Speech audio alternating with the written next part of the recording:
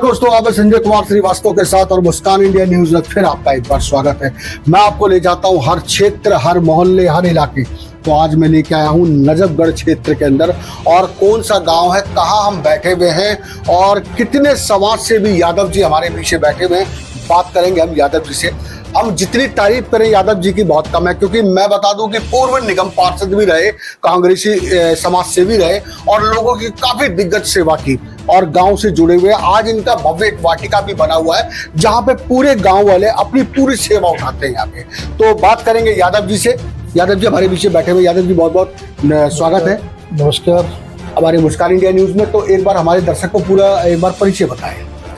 मैं राजवीर यादव, पपरावट मेरा गांव है और मैं जयराम प्रधान का छोटा बेटा हूँ। शुरू से हमारा जो पुश्तैनी गांव है पपरावट गांव ही है, जो नजफगढ़ क्षेत्र में लगता है। और तकरीबन हमारा गांव ना यादव समाज से बिलोंग करता है। वैसे तो 36 बिरादरी है, बट जो मतलब हमारा गांव यादव गांव माना जाता है। जी जी जी। और हमारे जो 17-18 गांव डाबर में यादव के लगते हैं। जी जी। हमारी जो 17 की जो चौधर है वो सुरेटा गांव में होती है। जी जी।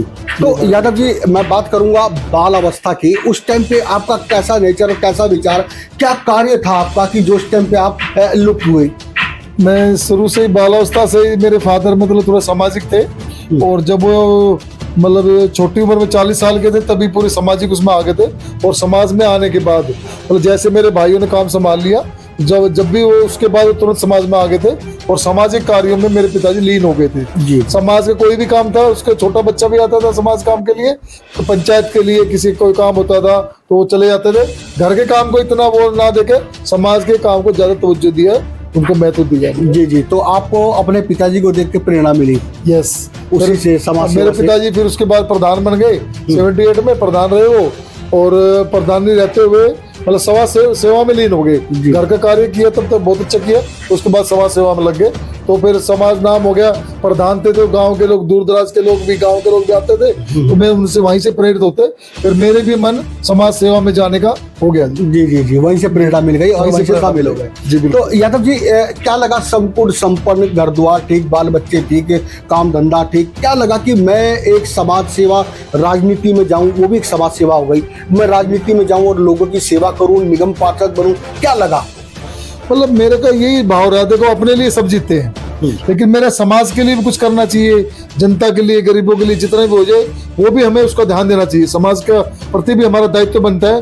सब लोग अपने जी लिए जीते हैं, मतलब सब ठीक है, अपने लिए काम भी करना चाहिए, लेकिन अगर संपन्न है तो आपको समाज की सेवा भी करनी चाहिए। समाज के कार्य में आपको हिस्सा बढ़ चढ़ के तन मन धन से सेवा करनी चाहिए, और जितना भी हो उसके गरीब की आपने हेल्प करनी चाहिए। मेरा यही मतलब धैर्य है हमेशा। बहुत बढ़िया, बहुत बढ़िया।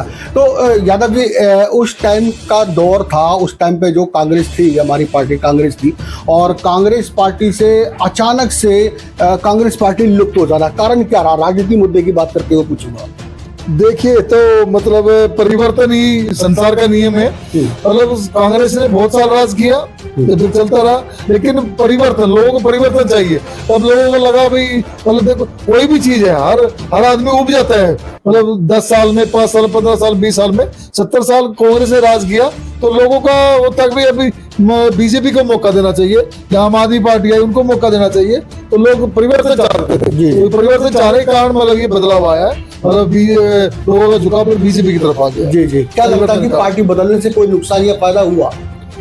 पार्टी बदलने से बस विचारधारा की बात होती है। तो कांग्रेस में लगा भाई अभी हमारी सुनाई नहीं है, कुछ भी मतलब ऐसा लगा, तो फिर पर्सनल भी हो गया, जैसे पर्सनल किसी कमिटमेंट हो जाता है, तो उसमें से पार्टी बदलना मतलब उचित समझा भाई। अब जब यहाँ कोई सुनाई नहीं है, वो नहीं है, तो अब बदली गई पार्टी। मतलब जी जी जी जी, ये बात। क्या लगता है कि भविष्य में आपको कि पार्टी फिर दोबारा कांग्रेस आनी चाहिए, या फिर जो चल रहा है ठीक है वर्तमान?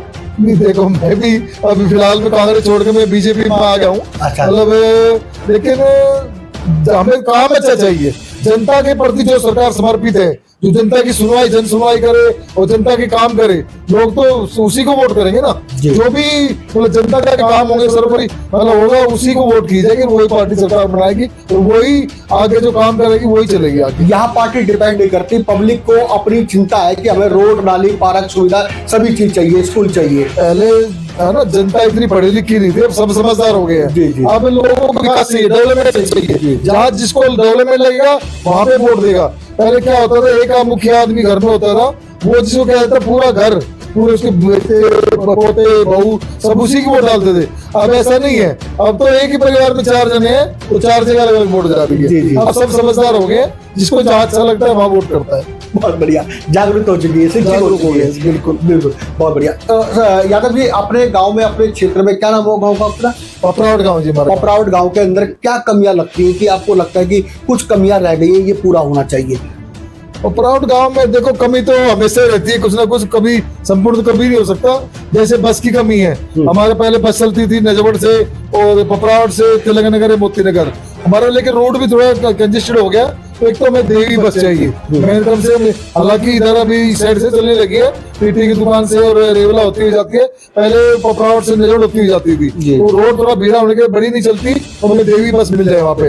एक हमारे जैसे गाँव की फिरनी जो खराब है, फिरनी बढ़ जाए, लेकिन अभी बारिश ज्यादा थी, अब जैसे ही बारिश खत्म हुई है तो सब काम धीरे धीरे होंगे, और हमारी कोशिश रहती है, हमारी और हमारी टीम की, पपरावट गाँव में ज्यादा, पपरावट में नहीं सभी गाँव में ज्यादा से ज्यादा डेवलपमेंट कार्य हो, क्योंकि अभी इलेक्शन हुए हैं, 25 में इलेक्शन थे, उसके बाद अभी बजट होगा, बारिश हो गई थी, अब बारिश के बाद काम स्टार्ट हो गए होने।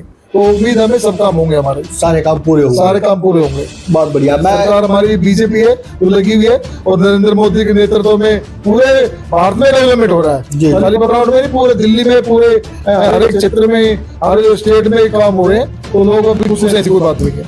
बहुत बढ़िया। तो सर हमारे इस गांव के अंदर पुलिस का रवैया कैसा है? ठीक है, पुलिस के रवैया ऐसी कोई बात नहीं है, मतलब ठीक है, पुलिस बेहतर मानी जाती है। महाराष्ट्र की और दिल्ली पुलिस तो पूरे इंडिया में नंबर 1 मानी जाती है। जी, जी। तो पुलिस का कुल मिला के ठीक रह गया संस्कृति का।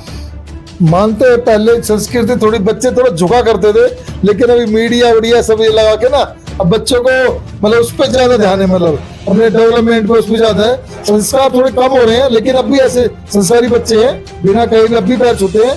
लेकिन थोड़ा चेंज तो है ही, वेस्टर्न कल्चर आ रही है जो गलत है, लेकिन फिर भी मतलब कुल मिला सभी तरह के बच्चे हैं। पहले जनसंख्या ज्यादा होती थी उनकी, जो झुकते थे, अपने आप प्रणाम करते थे, अब थोड़ी कम हो गई है, लेकिन अभी भी सभी तरह के बच्चे हैं। क्या लगता है कि पेरेंट्स को बच्चों को बताना चाहिए कि ये धार्मिक स्थल देखिए, रामायण देखिए, महाभारत देखिए, क्या इनके देखने से कुछ बदलाव होगा? माँ बाप हर चाहता है कि मेरा बच्चा धार्मिक हो, सामाजिक हो, सब चाहते हैं, लेकिन आजकल के बच्चे आपको पता ही है, मतलब पढ़े लिखे सब हो गए हैं। आजकल के बच्चे इंडिपेंडेंट रहना चाहते हैं, अगर भाई मैं पढ़ा लिखा मुझे सब पता है, तो अपने हिसाब से चलते हैं बच्चे। आजकल हमारी जनरेशन ऐसी थी कि हमने माँ बाप की भी सुनी और हमने बच्चों की भी सुन रहे हैं, लेकिन आज की जो जनरेशन आ रही है वो सेल्फ डिपेंडेंट है, वो मतलब अपने हिसाब से चलते हैं।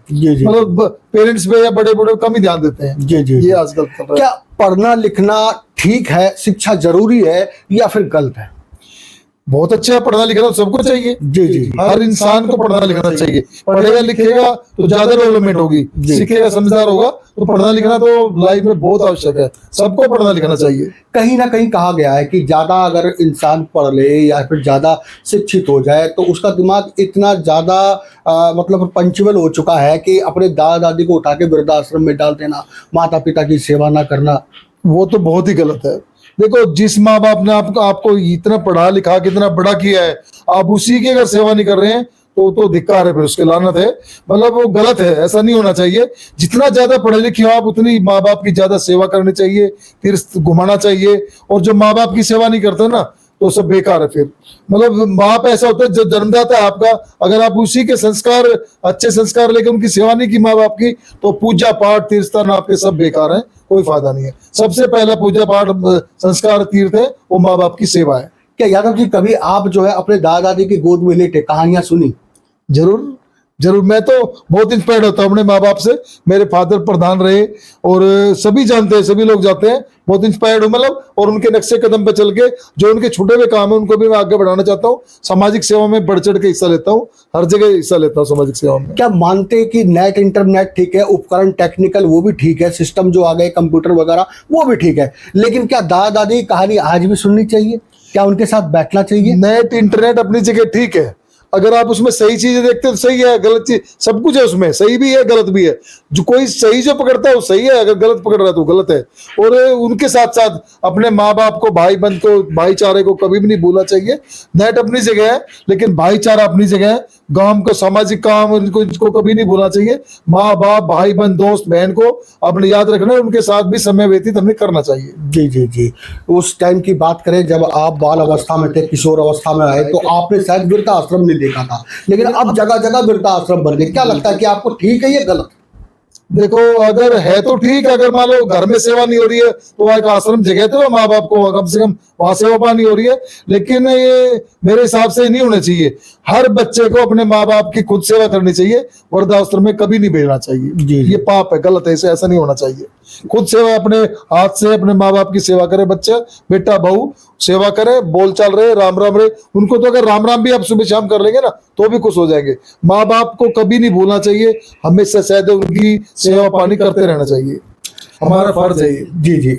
तो दर्शकों, निगम पार्षद, पूर्व निगम पार्षद रहे और काफी दिग्गज समाज सेवी भी हैं और काफी टॉप लेवल पे है, टॉपर व्यक्ति हैं। यादव जी हमारे बीच में बैठे हैं, अच्छे बिजनेसमैन हैं, और इन्होंने बताया कि वो बात बताई है कि शायद आप भी समझदार हैं, शिक्षित है, क्योंकि जमाना शिक्षित हो चुका है। अपने दादा दादी, माता पिता को बराबर प्यार दें, उनका साथ हमेशा बनाए रखें। तो यादव जी, हम समाज से जुड़े हुए हैं तो समाज में कुछ कमियां भी है। हम ये पूछेंगे कि जनता के बीच में नशा बेचने वाला गुनाहगार है या फिर नशा करने वाला गुनाहगार है? देखिए, दोनों गुनाहगार हैं। जो बेच रहा है वो भी गुनहगार है, जो उसको खरीद के नशा कर रहा है वो भी गुनहगार है। जिसका बच्चा नशा कर रहा है उसके माँ बाप से पूछिए कितनी तकलीफ हो रही है उसको। मतलब बच्चे मानते नहीं है। एक नशा बहुत कुरीति है, ये खत्म हो जाना चाहिए। मतलब दोनों ही गलत है, बेचने वाला भी गलत है और खरीद के जो नशा कर रहा है वो भी गलत है। उनके माँ बाप बहुत दुखी होते हैं। कोई माँ बाप नहीं चाहता मेरा बच्चा नशाखोर हो जाए, नशे की लत में पड़ जाए, लेकिन ये लत बहुत खराब है। इसको मैं तो सभी बच्चों को भी हाथ जोड़ के रिक्वेस्ट करना चाहूँगा कि इसको जितना जल्दी छोड़ देंगे आप एक अच्छी ज़िंदगी जिए और नशा मुक्त हो जाइए। नशा छोड़ देना चाहिए, कोई नशा नहीं करना चाहिए। यादव जी, थोड़ा सा अगर समाज की तरफ ध्यान देते हुए तो आप ये बताइए कि शुरुआत नशे की कहाँ से होती है और कैसे होती है? जड़ कहाँ से और बुनियाद कहाँ से है? मैंने कभी नशा नहीं किया तो मुझे इसकी शुरुआत का नहीं पता, लेकिन जहां तक भी सुनते हैं मतलब बच्चा गलत संगत में जब पड़ जाता है ना, कहते हैं संगत की रंगत की संगत होती है। गलत संगत में पड़ जाता है कॉलेज से, टीन एज से सीखता है। अगर आप टीन एज में बच गए तो फिर आप उसके बाद आप 25-30 के हो गए तो फिर आप नहीं करेंगे नशा। टीन एज में आपकी संगत सही होनी चाहिए। अगर कोई नशा कर भी रहा है ना तो उससे दूर रहिए आप, और बैठे भी है तो उसको खाने पीने दिए, आप थोड़ा दूर रहे, आप नशे से बच के रहे। ये बहुत गलत संगत है, नशे की संगत से आप दूर रहे हमेशा। नशा सभी गलत है। युवा पीढ़ी जहां से जड़ की शुरुआत होती है कि युवा पीढ़ी अगर मान लीजिए वो पढ़ लेता है, बीए में टेक्निकल सारे सिस्टम काम कर लेता है, पढ़ाई लिखाई कर लेता है, उसके बावजूद उसकी सरकारी नौकरी ना लगी तो उस टेंशन में वो नशे को अपना लेता है। देखिए, अगर सरकारी नौकरी नहीं लगी तो आप खुद भी अपना रोजगार कर सकते हैं। मतलब करने वाले को कोई काम की कमी नहीं है और ना करने वाले को मिली हुई नौकरी भी छोड़ सकता है, कोई कमी नहीं है। अगर आपको नौकरी नहीं मिलती, हिम्मत नहीं हारनी चाहिए। चाहे आप कुछ भी अपनी दुकान कर ले, शॉपकीपर बन जाएं, चाहे रेहड़ी लगा ले, आप कमा के खाएं। अगर आपको काम नहीं मिला तो उसका मतलब नशे में जाएंगे तो आप अपनी जिंदगी को बर्बाद कर रहे हैं। कभी भी घबरा के नशे के प्रति नहीं जाना चाहिए। कुछ भी आप काम की कोई कमी नहीं है। दुनिया सबको नौकरी थोड़ी मिलती है सरकारी, जिसको नहीं मिली दुकानें चल रही हैं, रेहड़ी चल रही है, सब कुछ चल रहा है। मतलब आप अपना रोजगार खुद कीजिए, नशे के चक्कर में कभी मत पड़िए। मैं बात कर रहा हूं वो टॉपर बिजनेसमैन यादव जी हमारे साथ बैठे हुए हैं। सरकारी नौकरी नहीं, टॉपर बिजनेसमैन बैठे हुए हैं और ये कह रहे हैं नवयुवक पीढ़ी के लिए कि सरकारी नौकरी जरूरी नहीं है, अपना बिजनेस कर सकते हैं। हो सकते हैं कि अगले यादव आप हों। तो हमारे साथ जुड़े रहिए। संजय कुमार श्रीवास्तव, मुस्कान इंडिया न्यूज, दिल्ली। मैं सभी भाइयों को, दिवाली अभी चली गई है, दिवाली की, और अब जैसे अब छठ पूजा आ रही है तो सभी भाइयों के, सभी देशवासियों को छठ पूजा की बहुत बहुत हार्दिक शुभकामनाएं देता हूं। और खुशी से रहें, खुश रहें, हमेशा मस्त रहें, खुश रहें और अच्छी तरह अपने त्यौहार निभाते रहें। आप सबको बहुत बहुत मुबारक हो। धन्यवाद।